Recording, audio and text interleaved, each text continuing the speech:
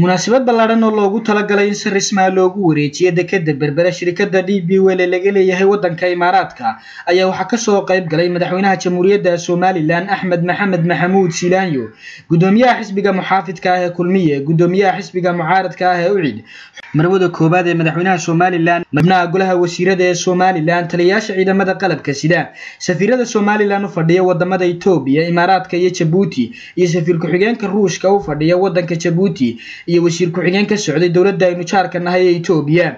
ugu horeyna waxa halkaasi ka hadlay gudoomiyaha shirkadda DP World Sultan Ahmed bin Sulaiman oo ka hadlay ahmiyadda uu leeyahay heshiiska dekedda berbera iyo xiriirka Somaliland iyo Imaaraadka ee ay xudunta u tahay heshiiskani. waxaanu sidoo kale ka hadlay suuqa xorta ama free zone-ka oo uu tilmaamay in shirkadihii maalgashan lahaa qaarkood ay haatan la socdaan.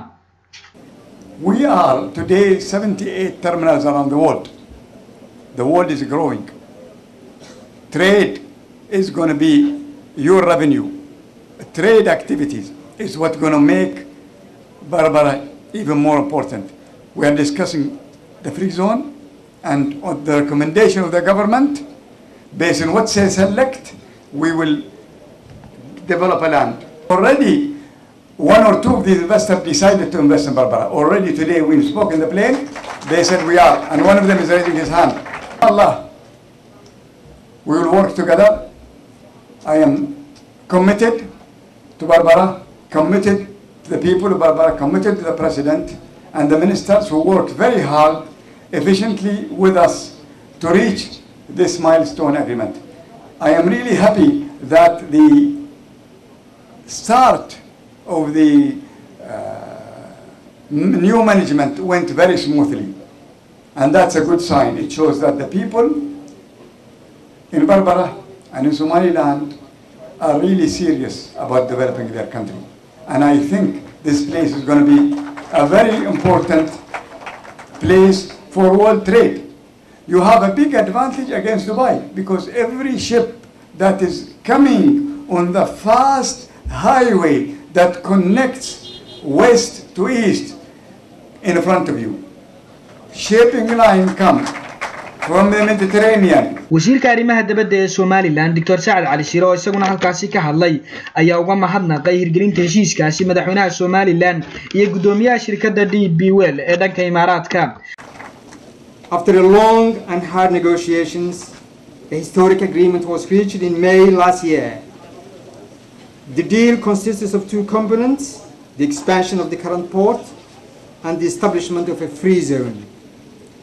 We believe that the deal brings with it many benefits to both sides. It gives DP World a strategic port at crossroads of international trade and a gateway to landlocked East African countries. ugu dambeyntiina madaxweynaha Jamhuuriyadda Somaliland Axmed Maxamed Maxamuud Silaanyo ayaa ka hadlay xiriirka Somaliland iyo Imaaraadka ee qotada dheer leh mashaariicda ay ka mid tahay heshiiska dekedda berbera, shirkadda Fly Dubai ee duulimaadyada ka samaysa Somaliland iyo saldhigga military ee ay xukuumaddiisu ka siisay Imaaraadka magaalada berbera iyo faa'iidooyinka Somaliland iyo shacabkeeda ugu jira. waxaanu yidhi Marweyn casriyeynta iyo ballaarinta dekedda berbera waxay ahayd bartilmaameed barnaamijka waxqabadka xukuumadayda. waxaan aaminsanahay in maanta dariiq ugu habboon aynu ku dhisi karno dalkeena hooyo uu yahay inaynu la nimaadno siyaasad ganacsi oo furfuran taasoo inoo saari karta inaynu helno maalgashi caalami ah oo ku dhisan dano wadaag mutual interest. wadanka ka ahay dadaal dheer u gashay sidii maalgelin ku habboon loogu heli lahaa marsada caalamiga ee berbera ee badna haddii riyadaasi way rumowday. maalgashiga casriyeynta iyo ballaarinta dekedda berbera wuxuu wax weyn ka bedeli doonaa nolosha iyo dhaqaalaha bulshada Somaliland. waxa kale oo dhiirigelin noqon doonaa mashaariic kaloo muhiim ah iyo shirkado caalami ah oo dalka maalgashiga ku sameeya. dhinaca kale maalgashigan waa mid fursado shaqo iyo u abuuri doona xooga dhalinyarada dihin ee shaqo la'aantu hayso.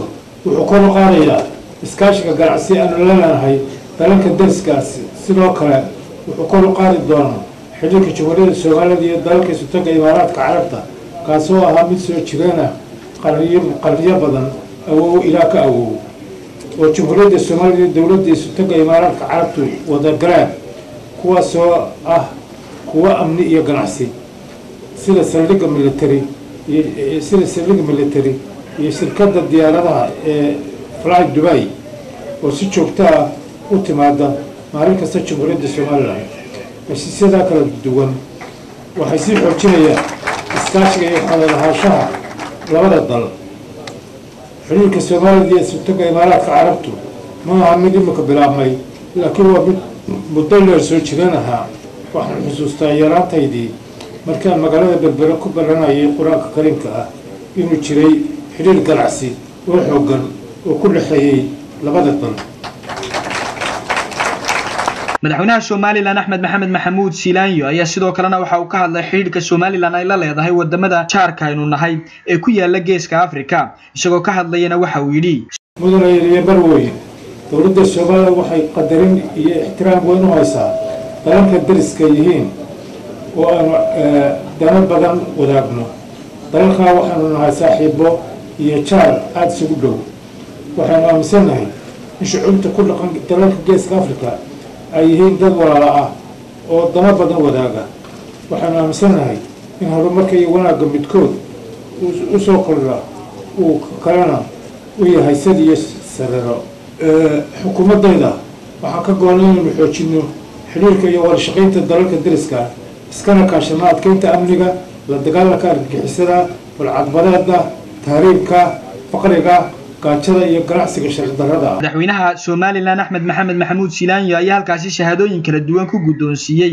mas'uuliyiintii xukuumadda Soomaaliland u qaabilsanaa hirgelinta heshiiska dekedda Berbera ee shirkadda DP World ay la gashay xukuumaddu sida wasiirka wasaaradda madaxtooyada maaliyadda arrimaha dibadda maarayaha dekedda maayirka Berbera barasaabka saaxil iyo sidoo kale xubno ka tirsan shirkadda DP World oo door ku lahaa heshiiskaasi.